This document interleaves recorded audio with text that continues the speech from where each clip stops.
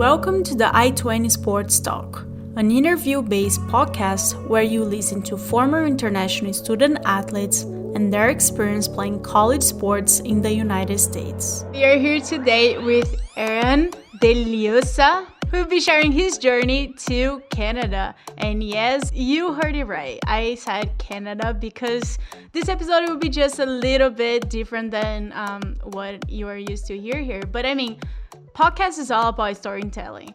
I just wanted to say thank you so much for accepting the invitation to come here and share with us your journey. You're welcome, and thank you for inviting me, Leticia. Yeah, of course. All right. So I'm still amazed by how we met. And I want you to share how we met with whoever is listening to us because it's a great story. Yeah, it's an amazing story. I'm still shocked by it. So, I personally have a podcast too, and I have an Instagram account for the podcast. And I post pictures like anyone else, like Leticia does. And one day, this I-20 Sports Talk liked my picture, and I said, "Oh, that's cool. It's a podcaster." And I checked it, and she's just starting, or the podcast is just starting. And I said, "You know what? I'm gonna try to contact this person. Maybe they'll want to do a swap cast." So I messaged the person, which eventually became Leticia, and she said she's willing to do it. And I was like, first I wasn't sure if it's true or not because it's the internet, right?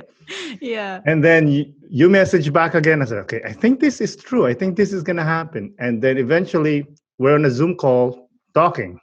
Tell us a little bit about your podcast. My podcast is called An Immigrant's Life. It's about immigrants, immigration, and everything in between. So I have people that are immigrants or migrants, or even people that are not immigrants at all, but has relationship with immigrants. Because me living in Canada, there's no one really, native people here. I mean, yes, the native people has been here for thousands of years, but majority of people other than the natives, we are all immigrants here. So you grew up in the Philippines. How was your childhood there? It was fun, but it was rough because I grew up poor. We were really poor, right? But it was fun because it was free. You can go anywhere, play. We have to figure out how to. We didn't have toys or we didn't have anything to like a Lego or anything. So we have to make our own toys. We get sticks. We make slingshots from wood. We make tops from wood. Everything has to. You have to be creative. I'm sure you played a lot of sports. So I'm guessing if you didn't have toys to play with, so you went to play basketball. Yeah, basketball is the number one sport in the Philippines. If Brazil is football or soccer, Yeah. Philippines is basketball. We love basketball, even though we're short people. We love it. It the Americans when they came to the Philippines, they're the one who introduced it to us. And basketball is a very cheap sport. All you need is basketball and a hoop. So you could just create a hoop, maybe a tin can or whatever, and then get basketball somehow. And that's the game, right? I've been watching the game since as far as I could remember, but I started playing it. I think I was 7. I started playing. We actually joined this mini tournament. I didn't know anything about the game. Like I know how to kind of play it, but I didn't know how to dribble. So I got on the court and I was terrible. I was bad. So, but fast forward, I remember, I think I was 13 when it finally clicked on me. I said, you know what? I like this game. I want to be good at it. I asked my mom to buy me a basketball, and she did. It was black and blue. I literally woke up, slept, and took a shower with the basketball all Wow. day long because I really wanted to work on my game because I was bad and wanted to make the team. That's dedication. That's a lot of dedication. Have you ever thought about going to the US? No, because I'm a type of person that if I get into something, I will be the best at it to a certain level. And then when I hit that level, I know myself that, you know what, this is my level. I'm happy with that. Then I'll move on to another thing. No one coached me. No, there was no coach. There's no, hey, do this drills. Hey, uh, wake up early and do this drill. No, it was just me. Actually, my brother taught me how to dribble. I don't know why how my dad let me, but I will dribble in the house all day long, back and forth. And Wow. so I became a good dribbler. That's awesome because I was even thinking about that today. I used to get like tennis racket and a tennis ball, and I would just hit the ball against the wall in the garage, and that would drive my mom crazy because that would make the wall so dirty. I'm sure it was a good experience of being on a team. Yeah, it was. I love being in a team. I love the camaraderie. I love that, you know, you're different individuals with different personalities, but you have one goal. And that is the challenge, right? To for Yeah. you to mold your personality to the team to help reach the goal. And that's one thing I love about basketball. You told me now you coach. Who are you coaching? So I coach a house league and I coach my kids. So my eldest is high school, and then my youngest is grade school. Like, so I remember when we joined this house league, and I'm a very shy person. I'm very, as much as you can hear me talking here, I'm actually a very introvert. So we joined the league. I wanted to coach because I know I could coach. I know the game inside out. I'd like to think, and but I was so shy. I didn't want to. I don't know. I just didn't want to do it. You know. So first year, my first son was playing, and he had a coach, and I was so upset. I'm like, man, this coach sucks. Like he's not doing anything. The kid was like running around doing nothing. I mean, yeah, they're young, but you gotta teach them. That's one thing sports gives you is responsibility, right? And he was just letting them run around like crazy people. So I was like, man, I think next year I'm gonna coach. I think I want to coach next year. So next year came. I was like, should I be a head coach or an assistant coach? So I wasn't sure. I was second guessing myself. I said, I'm gonna be an assistant coach because I want to learn the field. I want to learn the land, how it works, how the politics works, right? Yeah, I became a assistant coach, and it was funny because my first year coaching, it's all about winning. It's all about winning. I was terrible. Well, now I think about it that I was terrible. I was like pushing them, pushing them, pushing them, and then next year, I don't know, something clicked. I said, you know what? I don't think that's a good way of approaching coaching. What I did was I read a lot of books. I read a lot of articles on the internet. I mean, not just drills. I was actually reading psychological books too for players and coaching. I actually listened to this podcast, Breakthrough Basketball. It's a podcast about this coach, and he interviews other coaches. And that podcast changed my way of thinking and change of my life. To be honest, I'm not exaggerating. It changed the way I approach, and I learned a lot. So second year, I became the head coach, and from the philosophy of all about winning, I changed it to focus on the effort, not on the result. And that really helped me a lot to be a better coach and a better dad. What do you think is harder, coaching or playing?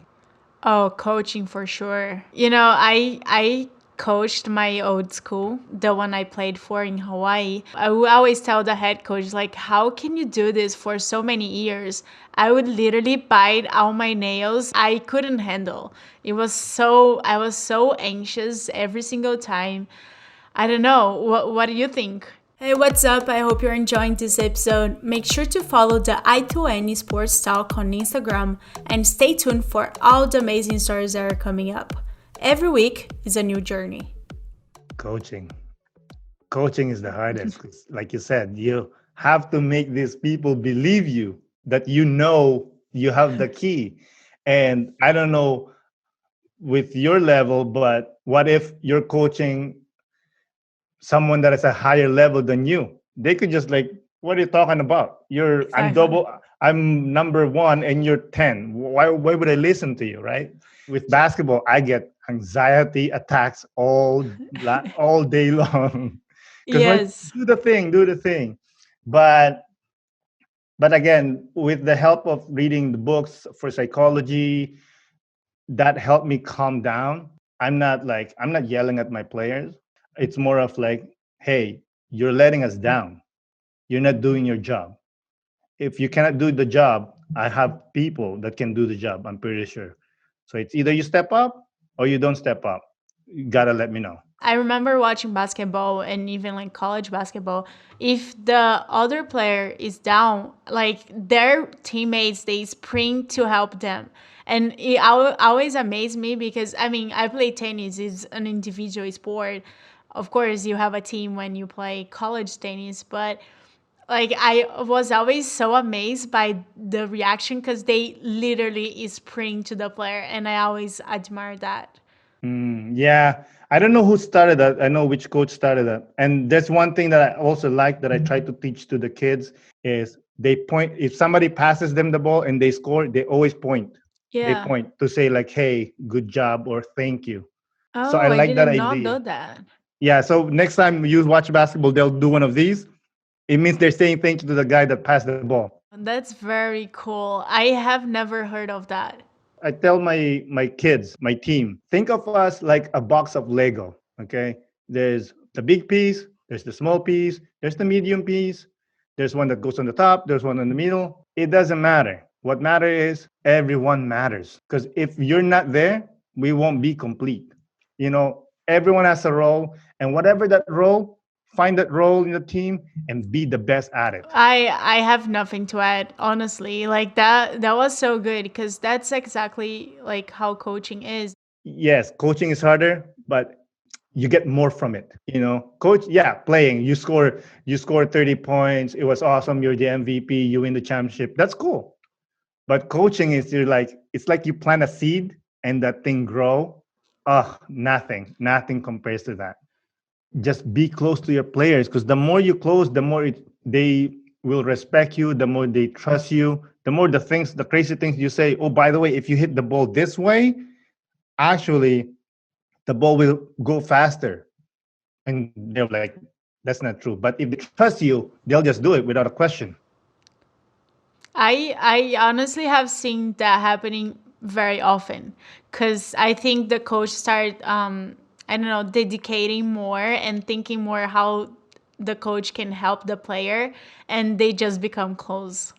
I'm sure the kids love having you there and helping, and I'm sure you help them a lot. I mean, you taught me so much just in this coaching talk, and I'm like amazed because we haven't talked about that yet, even offline. And I think you became such a mentor to these kids, and I hope you know the impact that you have on them and on their lives, because for sure they will remember you not just for the next 5 years, but should remember you for the next 20 years, 30 years, you know. I'd like to think so. And I tell them all the time, I said, you know what? At least even one of you, when you're 30 years old, if you're playing or you're coaching, I would like to think that one of you will say, oh, remember that coach? You don't even have to remember my name.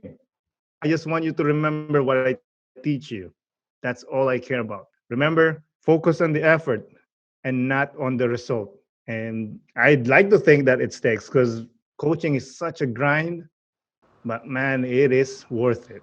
It sure is. I mean, I I cannot say I'm so happy that we had this talk because you taught me so much. And I just want to say thank you, first of all, for taking your time and talking to me and for teaching me so much too. And we just met, I don't know, a week ago.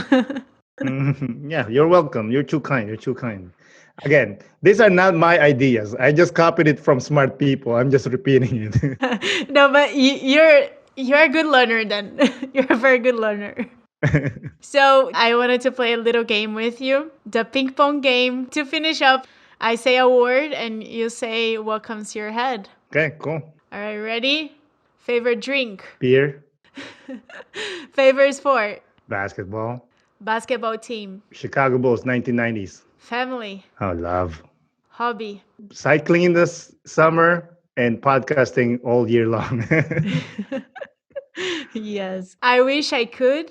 Do a 360 windmill. Interesting. If I became a millionaire, I would buy. I'm gonna buy houses for my, well, they have houses, but I'll pay for their mortgage for my family. And I'm sure they deserve it. Some of them. To finish up, what was the best part about today? Best part of today is having a conversation with you and spreading the message of, again, focus on the effort, not on the result. It's not, and that's applicable to everything, sport, life, anything you're doing. For sure. Well, I thank you so much for coming today and playing this little game with me and teaching me so much, and I really appreciate. Thank you for having me, and you're welcome for coming into my life and just being awesome. Thank you, and make sure to go check his podcast, An Immigrant's Life, on Apple Podcasts, Spotify, YouTube, everywhere you can find, and follow him on Instagram. I'm telling you, he tells great stories, as you can see. I hope you enjoyed this week's episode. Make sure to subscribe to this podcast and join us every week as former student athletes share their own experience of playing college sports. See you next week. Ciao. Hasta luego. Adios. Bye.